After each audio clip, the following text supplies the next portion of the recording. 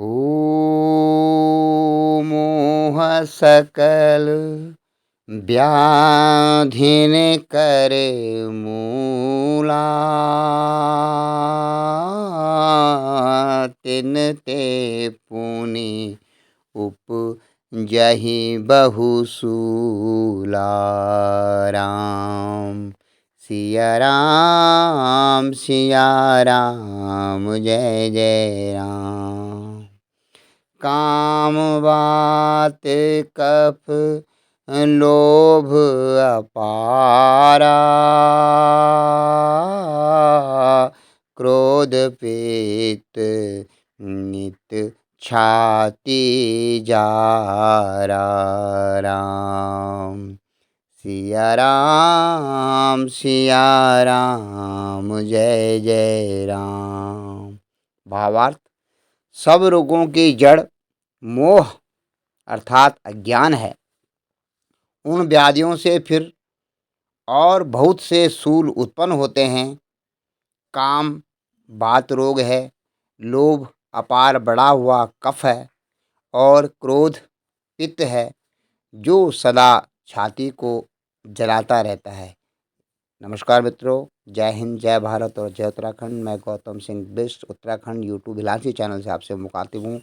आप और हम रामायण के दोहे छंद चौपायों के भावार्थ में जीवन की उच्चता तलाश रहे हैं। और यहाँ पर तुलसी बाबा लिखते हैं, जब काकभुसुंडी जी कहते हैं, गरुड़ जी के 7 प्रश्नों का उत्तर देते हैं कि कौन कौन सा हमारे आदि और व्याधि हमारे शरीर में कौन कौन से हैं, कौन कौन सा शरीर उत्तम है, कौन सा बड़ा पाप है, कौन सा सबसे बड़ा पुण्य है। तो उन प्रश्नों के उत्तर देते हुए यहाँ पर तुलसी बाबा लिखते हैं, मोह सकल व्याधिन कर मूला। जो शरीर की जो आदि और व्याधि हैं, मन मानसिक रोग और शारीरिक रोगों में जो सकल व्याधि का मूल है वह मोह मोह है। कहते हैं मोह मूल परमार्थ नाहि। और तिन से पुण्य उपजई बहुसूला। और इनसे बहुत प्रकार के और भी शूल उपजते हैं। काम बात कफ लोभ अपारा। काम बात कफ लोभ अपारा। क्रोध पित्त नित छाती जारा। और इनसे काम क्रोध लोभ मोह छल अज्ञान ईर्ष्या द्वेष पाखंड झूठ, जो ये अंदर में हमारे बसे हुए अदृश्य शत्रु हैं जो दिखते नहीं हैं, वे हमारे जीवन में आदि और व्याधियों का एक बड़ा साम्राज्य खड़ा कर देते हैं, और जिससे हम निरंतर दुख पाते रहते हैं और द्वैत अज्ञान रूपी द्वैत में भटकते रहते हैं। ये तेरा है, यह मेरा है। कहते हैं, अयम निजी परो बेति गणनाम लघु चेत साम उदार चरिता नाम वसुदेव कुटुम्बकम। यह मेरा है, यह तेरा है, ये छोटे बुद्धि वालों का खेल है, छोटे बुद्धि वालों की सोच है, छोटे बुद्धि वालों की मानसिकता है। छोटे बुद्धि वाले ऐसा सोचते हैं। जो उदार चरित्र वाले होते हैं, बड़ी सोच वाले होते हैं, उनके लिए वसुदेव कुटुम्बकम, सारा विश्व ही एक परिवार की तरह होता है। उनमें कभी द्वैत नहीं होता है। और यह जब आप शास्त्रों की शरण में जाते हैं तब आपको पता लगता है कि आपका द्वैत गुम हो जाता है, गायब हो जाता है, अदृश्य हो जाता है। आपके जीवन से द्वैत सदा सदा के लिए चला जाता है। शत्रु भी आपका मित्र हो जाता है। और तब आपको पता लगेगा कि यह संजीवनी, जो शास्त्रों की संजीवनी आपके अंदर प्रकट हो रही है, जब आप शत्रु को भी मित्र समझने लगते हैं। इस ज़माने में कोई किसी का शत्रु नहीं है, कोई किसी का मित्र नहीं है।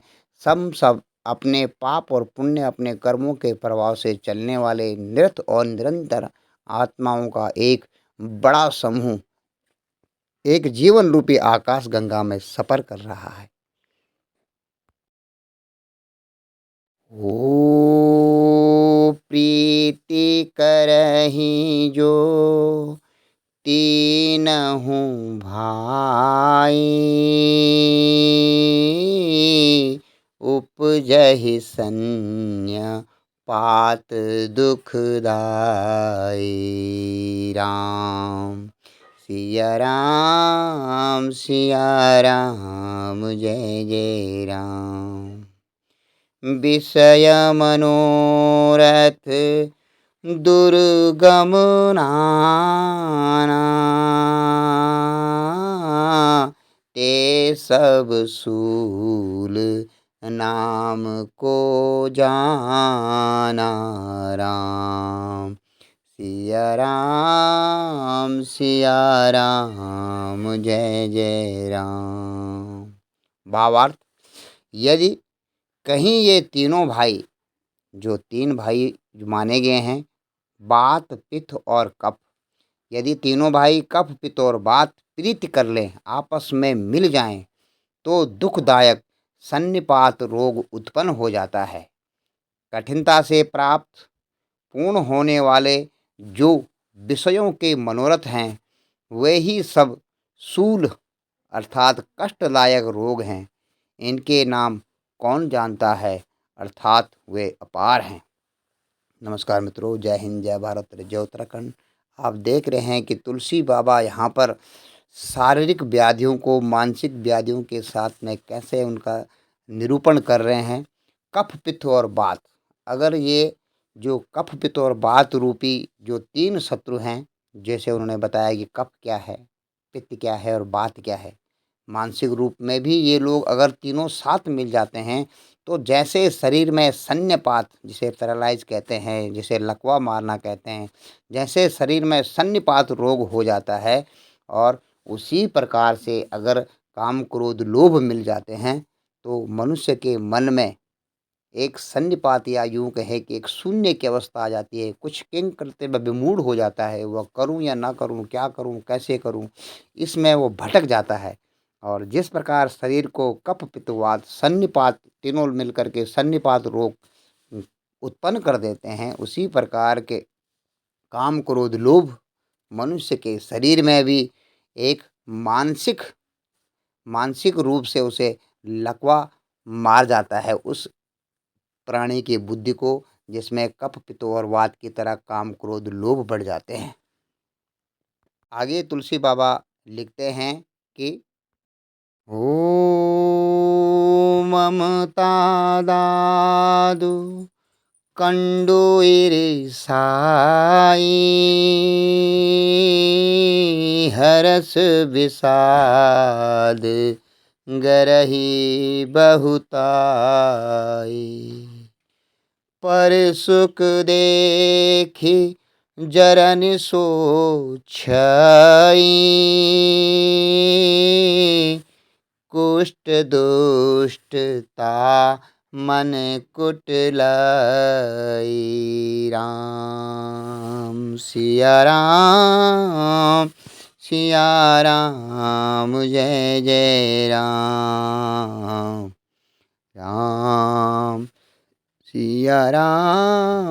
सिया राम जय जय राम।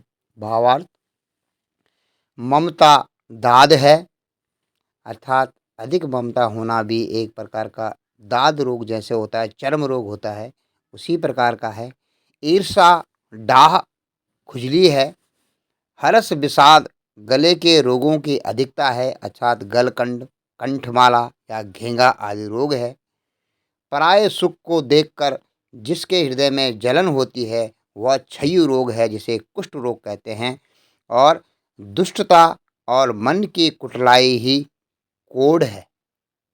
नमस्कार मित्रों, आप देखते हैं कि तुलसी बाबा ने यहाँ पर जो मानसिक क्लेश हैं, वे शारीरिक क्लेशों के साथ में जोड़ करके तुलसी बाबा अगले चौपाई में लिखते हैं, ममता दाद कंडु ईर्षाई। अगर कोई ममता की जगह समता होना चाहिए। अगर किसी में अधिक ममता है तो वह कुछ आदमियों से प्रीति करता है, लेकिन फिर कुछ से द्वेष करने लगता है। अगर आपको समता होती तो आप सारे विश्व में ही समान रूप से सबको प्रेम करते हैं, समान रूप से सबको देखते हैं, ईश्वरमय ही जग देखते हैं। लेकिन अधिक ममता अपने और पराये में, अपनों में आपको ममता होती है और परायों में आपको दोष हो जाता है, तो ममता एक प्रकार का वह खुजली रोग है, जिसे कहते हैं चर्म रोग। और ईर्षा डाह है, अगर आप ईर्षा डाह करते हैं तो वह भी खुजली रोग में ही शामिल होता है। इसलिए ईर्षा डाह अगर आपके मन में है तो समझो आप रोगग्रस्त हैं। हर्ष विषाद गले के रोग की अधिकता है। हर्ष विषाद, आपको थोड़ी खुशी मिलती है आप फूल कर कुप्पा हो जाते हैं, थोड़ा सा आपको दुख मिलता है, विषाद मिलता है, आप आत्महत्या करने को तैयार हो जाते हैं। अगर आपके पास ये हर्ष और विषाद अधिक मात्रा में है तो यह गले के रोग होते हैं, जैसे गलकंठ, कंठमाला और घेंगा आदि रोग होते हैं। इसी प्रकार आपकी यह हर्ष और विषाद हैं। पराये सुख को देखकर कई इंसानों के मन में जलन होने लगती है। तो पराये सुख कर देखकर जो आपके हृदय में जलन होती है, वही क्षय रोग है, क्षमा रोग है, जिसे आप टीबी कहते हैं, वह क्षय रोग है।